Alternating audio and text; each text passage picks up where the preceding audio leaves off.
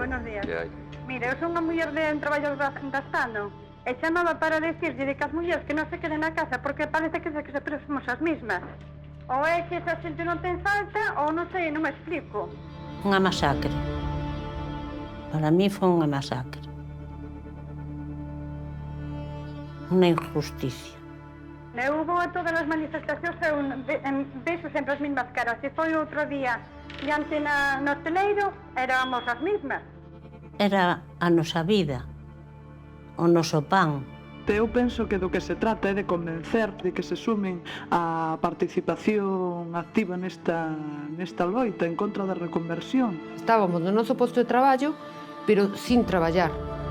Tal como está montada esta sociedade, pois as mulleres hoxe somos as encargadas do cuidado das nenas, dos nenos, somos as encargadas de ter que facer a comida. Eles estaban loitando dentro, pero nós estábamos dentro da casa.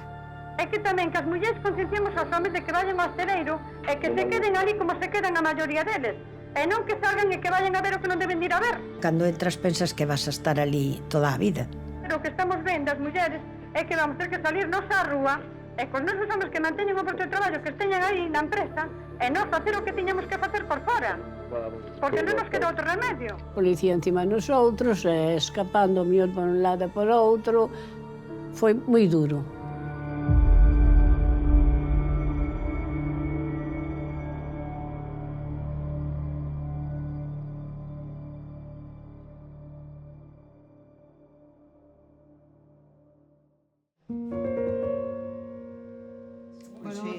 A familia, sí. O con el. E os vosos seguro que tamén. E o meu tamén. O teu tamén. Traballabas neste? Sí, traballei 44 anos. Sí. 44 e pico. Conoces a Olga, claro. Claro. Sí, o meu saliu con 65 e traballou 50. Pois eu traballaría casi... Eu traballaría casi 50, si salida con 65. O meu botaron, non? E tuvo que buscar salida. Bueno, despois acabou traballando nas ITVs, pero... Aí foi dos que foron para ITV. Sí. Iba Milo. Sí, Milo, sí. Ai, sí. Sí, sei que... Compraron entre 4 un coche para ir.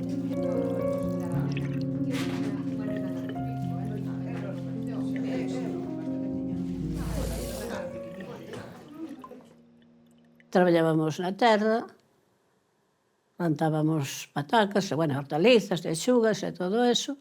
A vida era traballar e xuntar para arreglar a casa.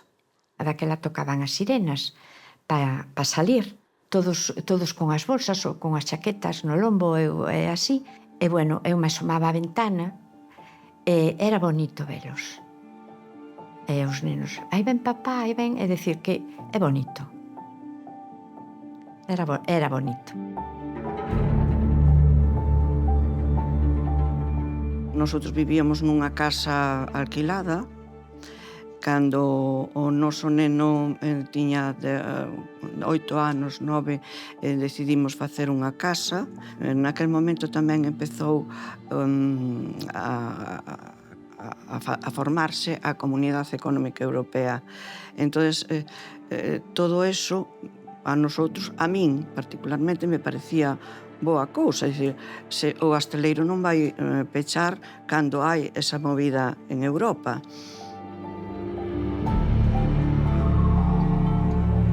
Empezaron a decir que sobraba xente no hosteleiro porque íbamos a entrar na Comunidade Europea e que entón as cousas iban cambiar e tal e cual. E, bueno, empezaxe a chegar aos oídos todo eso e xa empezaches, bueno, pero será verdad, pero será. Falábase xa da movida que iba a haber, é dicir, que íbamos a quedar sin traballo porque iban a reconvertir o hosteleiro, etc. Van a mandar as cartas de despido. Pois me vai tocar, non me vai tocar, xa isto, outro... xa empezache a traballar a cabeza, xa non, a tranquilidade acabouse, porque claro, cando casabas con un home de traballar en Astano, pois Astano, Bazán, a Marina e a maestranza que se chamaba antes, eso era un traballo asegurado de por vida, non, pero tan engañados estábamos que non foi así.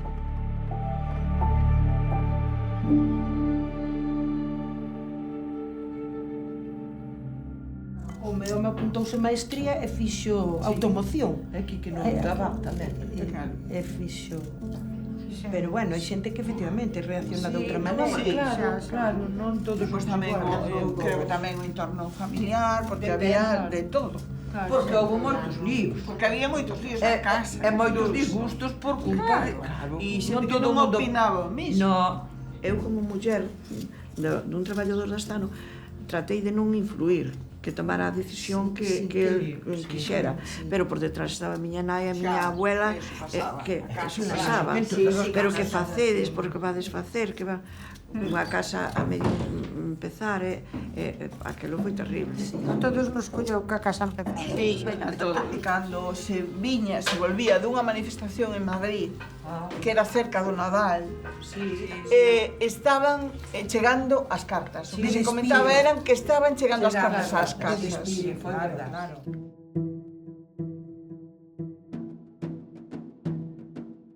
Nos dixeron que éramos moitos, o sea, que non se iban construir grandes petroleros e que había que reducir plantilla. Isto empezou no 84, máis ou menos. Todo o mundo falaba da carta. A fulanito chegoulle a carta, pois a menganito aínda non lle chegou. Bueno, pois aquí non chegou aínda. A ver que pasa, o millor, pois mira, si cadra non chega. Claro, a xente estaba moi disgustada, moi rabiosa, vendo que era unha tremenda injusticia. Pasámolo mal, porque non sabíamos como iba a ser. Eu que lle dicía que sí, que nunca collera os cartos, Chegabas a casa e xa tiñas ese medo que aparecera esa carta. E pasaban os días e outra vez. Pois a fulanito xa lle chegou e tal. Ata que un día cheguei do colegio e efectivamente chegara a carta. E a carta foi a devastación, non? Era monotema, sabes? Era monotema na tenda. Era monotema cando levábamos os nenos á escola. Era monotema se baixabas á playa ou ibas a calquer sitio. Todo era falar do mismo. As cartas estaban aí, iban a haber despidos. Entonces tiñan que loitar pola súa vida. Que comíamos despois?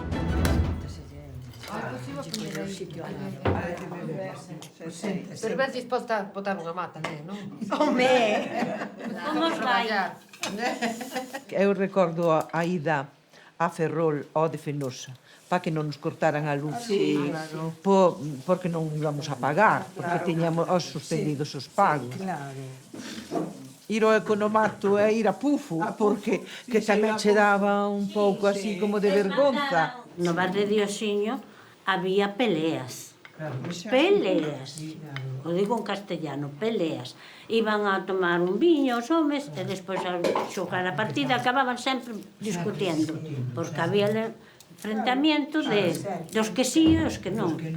E a primeira vez que salían as sillas á calle non era, Manifestacións, peches, o sea, fixemos todo o que poidemos. Empezar a loitar. Había unha asamblea grande en frente da porta de dirección e entonces as compañeiras e os compañeros, vamos ir para a manifestación, están todas. E cando íbamos polo pasillo, saleu que era o secretario general e dixo, a donde pensades que vades vos? E o comentario del foi, calquer sitio vale para buscar mozo. Pensaban que as mulleres non íamos máis que eso. Íbamos a defender o noso tamén. Plantaban lume á altura diante do bar do dique e despois a policía entraba por la estación de Perlío. Xa ñes cargaban ali, os xente escapaba hacia o bar e eles teñen entrado no bar a dar leña. Foi angustioso, porque tiña dúas nenas pequenas, e eu prefería estar loitando que estar en casa. Recordo moitas, unha delas en especial na estación do tren de Ferrol. Nos metimos dentro da estación e claro, a policía pechou. Que pasa? Que sí, que xa a policía xa viña pola vía do tren adiante. Entón, nos pillaron no medio. Ali houbo carga dura, houbo moitas pelotas de goma, Recordo que se lle plantou lume, polo menos a uns vagos, e arderon, e claro, ali despois de toda esta historia das cargas, cada un escapou por onde puido. Meu marido, con as manifestaciones, empezaron a protestar e eso. Cando iban poñer as listas, o secretario do director daquela da Astano chamou a meu sogro, dicíndolle: non te preocupes por moi que teu fillo queda en Astano. Meu sogro chamou ao fillo, todo contento, non te disgustes, que tal, que bueno. Me chamou fulanito de tal e lle dixo: estate tranquilo que mañá, cando vayas ver las listas, ti quedas en Astano. E levantouse, foi con un veciño de ali, e cando chegou a Astano e viu as listas, veu que non estaba.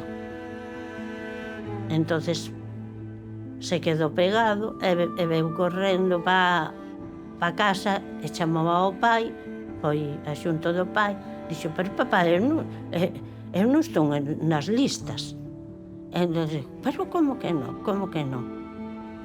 E bueno, e despois nos enteramos que habían quitado o comité de empresa. O comité de empresa para meter a outro. Deronlle as cartas, estuvimos 3 meses sin cobrar, e así foi. Meu marido foi dos últimos que botou a carta, cando xa non tuvo máis remedio. E despois, a mellor, a situación é que pobres, que a mellor algún o fixo tamén por pura necesidade.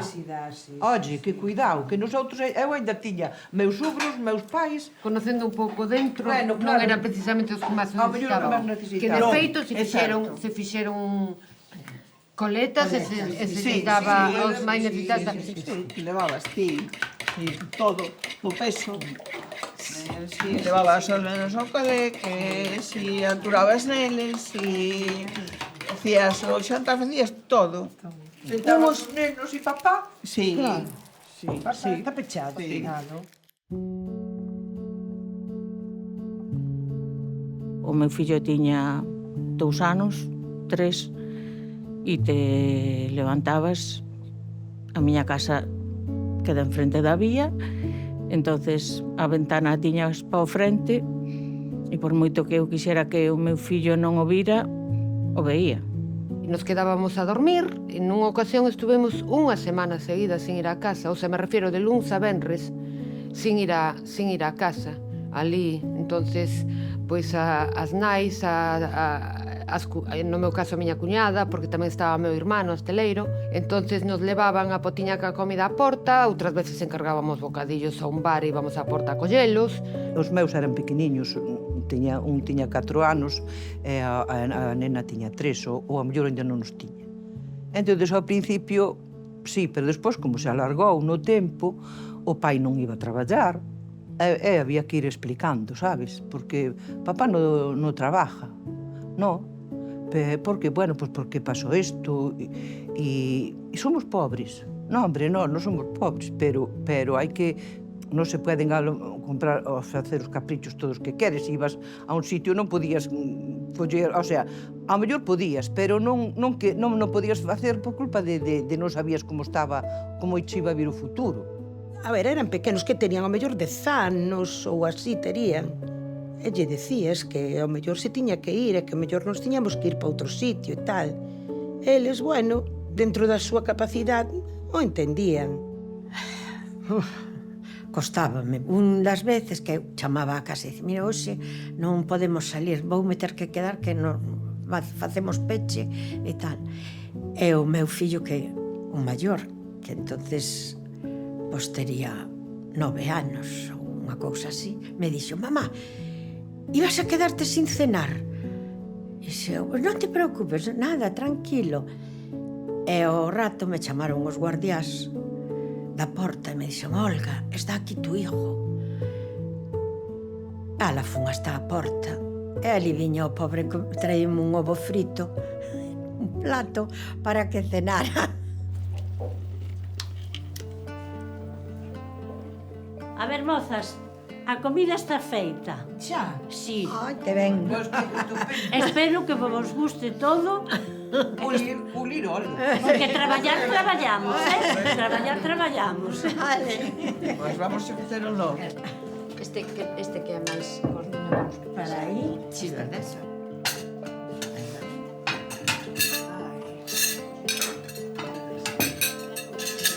No, aquí. Te caiu. Ostras. Claro. Fame hai. Wow. Reconvertir é volver a convertir, digo eu, non sei. No, porque a maioría, moitos se foron. De pasar de facer barcos a facer agora os eólicos e todo, no, como que non. Que o destragaron total. E na casa nos pesaba moito que non era só para os traballadores dali. Era para o futuro desta comarca, que foi así. Por meternos no mercado común, vender un dos astilleiros mellores de España. Xa se pode dicir do mundo. Mucha pena. Pena por lo que pudo ser. Éramos los primeros productores de barcos en el mundo y esos barcos ya no vuelven a salir de aquí. Unha etapa que a pasache, que ahora tes superada, pero os recordos saen. O recordo do asteleiro como pois foco de dor e foco de malestar e foco de conflicto. Realmente pensabas que podías conseguir algo, hasta que te fuche dando conta de que estaba todo amañado desde o principio. Home, nadie é imprescindible nesta vida, pero, bueno, as mulleres xogamos un papel bastante importante.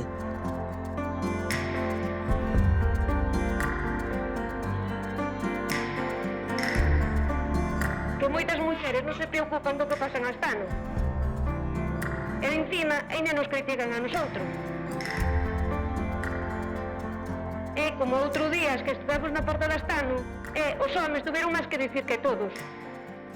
Así que por eso digo eu que todas as mulleres, se tuveramos vergonza, debíamos de calar a boca e ir a donde tiñamos que ir.